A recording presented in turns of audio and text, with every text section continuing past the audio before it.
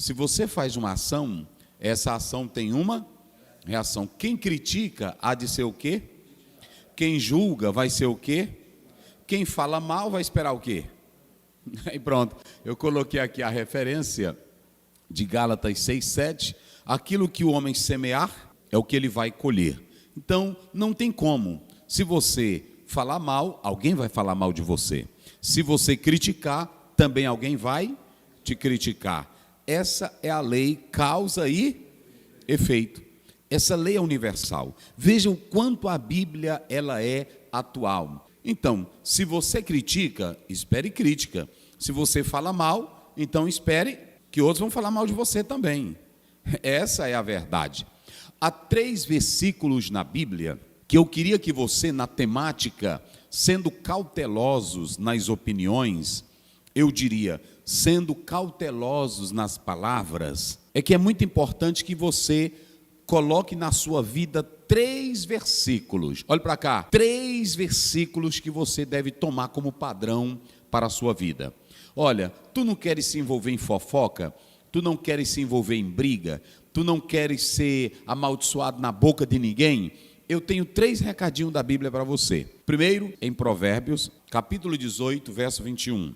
A morte e a vida estão no poder da língua. A grande questão é o mau uso da hermenêutica na interpretação desse versículo. Porque muitos dizem assim, você pode falar que as suas palavras têm poder, porque a vida e a morte estão no poder. Não é que a tua palavra tem poder no sentido de criação, porque só Deus tem o poder de criar, de gerar. Então, entenda bem, quando Salomão diz assim, a vida e a morte estão no poder do quê? É que se tu conversar demais, for fofoqueiro demais, a morte pode te pegar amanhã. A língua ferina, a língua que não tem controle, ela na verdade pode trazer para ti morte. Mas uma língua que sabe guardar segredo, que não fala muito, que é controlável, aí a pessoa vai ter vida. Se você guardar bem a sua língua, olha, quem guarda a sua língua, quem guarda segredo, então é muito importante que você pondere as palavras. Esse é o primeiro versículo que eu quero citar. E o segundo versículo que eu quero citar é Mateus 12:37, de Mateus. Nunca mais, bota bem aqui, Caio, nunca mais esqueça, 3 versículos para tu não entrares em fofoca, em contenda, para você viver uma vida tranquila. Como é que diz? Porque por tuas palavras serás justificado e por tuas palavras serás condenado. Então pronto, tudo que você falar, tudo que você disser, tudo que você escrever, tudo que você colocar no WhatsApp, tudo que você colocar em e-mail, tudo que você colocar, pondere o que você vai colocar. Analise o que você vai colocar, porque tudo pode ser risco e comprometer sua vida, a sua saúde, sua mente, sua família, a igreja. Então, preste bem atenção. Antes de falar, pondere. O segundo versículo, aliás, o terceiro, não é isso? Que eu quero citar para você, está lá em 1 Pedro, capítulo 3, versículo 10. Eu quero pedir, professor, pastor, líder, eu mesmo tomo isso como padrão para a minha vida. Pegue esses 3 versículos e coloque no seu coração, memorize os 3 versículos. Porque quem quer amar a vida... Olha, se tu queres amar a vida... e ver os dias bons... e tu queres viver dias bons... refreia a sua língua do mal... meu Deus do céu... Olha para cá, bota bem aqui. A vida é bela, né? Não é bela a vida? A vida é um dom de Deus, não reclame da vida não. Às vezes a pessoa diz assim, ninguém aqui nessa igreja gosta de mim, ninguém me ama. Faça uma análise sobre a tua vida. Talvez você conversa demais, fala demais, é linguarudo demais, ok? Então, pondere as suas palavras. Como é que ele começa o versículo? Olha como é lindo. Porque quem quer amar a vida... quem quer amar a vida é para ser amada, é para ser vivida. O Sócrates dizia, uma vida sem reflexão não merece ser vivida. Você tem que viver a vida, mas é refletindo, não é uma à toa. Não é assim, sentou perto de alguém, quando for falar algo, né? Não, isso aqui eu não vou falar porque esse fulano aqui, não é assim? Isso aqui é muito comprometedor. Não, mas é crente, é homem de Deus. Pondere.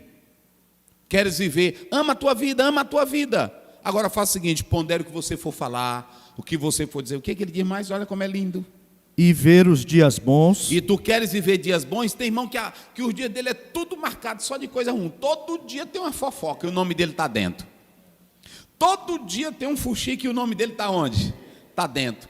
Tudo na igreja, o nome dele está dentro. Olha, pondere, ame a vida. E se tu queres dias bons, aí Pedro termina com um versículo lindo. Refreie a sua língua do mal, e os seus lábios não falem engano. Olha, refreia a tua língua do mal, e os teus lábios não falem engano. Então pronto. Não esqueça mais ele. Olha aqui, bota para cá. Dê um recadinho aí para o irmão que não tem controle na língua, o que quer falar demais, o que fala e depois se arrepende. Manda ele pegar 3 versículos e tomar como padrão. Eu faço isso. Faça isso e Deus vai te dar vitória. E olhe para cá. Deixa eu dizer uma coisa aqui. Quero dizer aqui aos irmãos que me acompanham. Eu sou pregador da palavra de Deus. Eu sou profeta da palavra de Deus. Pela graça que Deus me deu. E quando eu prego o evangelho, eu prego a seriedade do evangelho. Eu não cito o nome de pregador, eu não cito o nome de movimento e eu não cito o nome de igreja, para que você não tenha autoridade de fazer crítica à minha crença, à minha vida particular com Deus aleatoriamente. Ok? Por isso que eu estou usando esse momento aqui para dizer isso para você.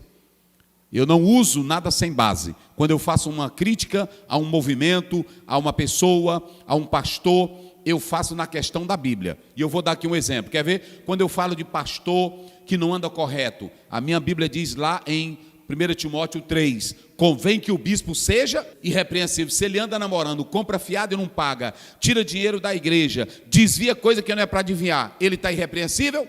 Então eu estou fazendo segundo a Bíblia. Eu vou dar outro exemplo aqui. Se eu olho para a minha Bíblia e Paulo diz que tudo, está lá em 1 Coríntios 14, deve ser com decência e ordem. Nós sabemos que tem cultos esdrúxulos, sem base bíblica. E aí eu quero dizer, as emoções que alguém sente não é a base para dizer que é espiritualidade. Eu tenho que analisar se está de acordo com a Bíblia, eu tenho que analisar a tradição da igreja naquilo ali, e aí eu vou analisar segundo a Bíblia, a palavra. Você tem que ter cuidado, para quando você for julgar, você saber o seguinte, mas como é que o pastor está julgando isso? Ele está julgando segundo a Deus, segundo a Bíblia ou segundo a cabeça dele? Aí se for segundo a cabeça dele, tu pode me criticar, mas a própria Bíblia diz lá em 1 Timóteo 4, está escrito assim na Bíblia, olha, o Espírito expressamente diz que nos últimos dias, alguns apostatarão da fé por ouvirem o quê? Doutrinas de demônios. Eu pergunto aqui a vocês, tem pastores que estão negando a Bíblia? Tem pastores que estão dizendo que a Bíblia não é atual? Tem pastores que estão dizendo que não existe mais milagres? Então pronto. Eu julgo segundo a Bíblia, e que você guarde isso. Eu não cito o nome de ninguém, nome de igreja, nome de pessoa. Então muito cuidado, para quando você for fazer comentário, você não fazer comentário, isso é um hipócrita, é não sei o quê. Quem primeiro é a pessoa que está fazendo o julgamento. Quando você for fazer um comentário, está aqui o Caio, que ele é quem acompanha a minha rede social, às vezes, o Anuá também, às vezes, quando uma pessoa manda uma pergunta séria, verdadeira, eu respondo na mesma hora.